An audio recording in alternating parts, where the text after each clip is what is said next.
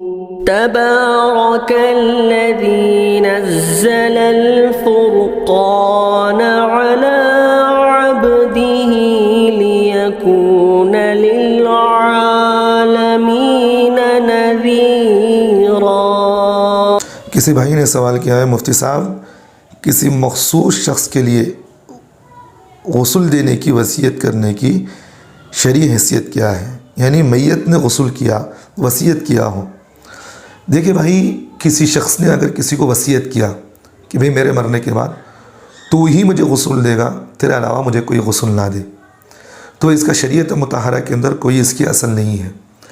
شریعت یہ کہتی ہے کہ بھئی سب سے پہلے غسل دینے کا حق اس کے قریبی رشتہ داروں کو ہے۔ اگر اس کے قریبی رشتہ دار غسل دے تو اچھی بات، اگر وہ غسل نہیں دے سکتے، وہ غسل ان کو دینا نہیں آتا، وہ اپنے حق کو چھوڑ کے جس آدمی کو اس میت نے وصیت کی ہے اس آدمی کو اپنا حق دینا چاہ رہے ہیں کہ بھئی آپ ہمارے میت کی غسل دے دیں، تو وہ غسل اس کے بعد دے سکتا ہے۔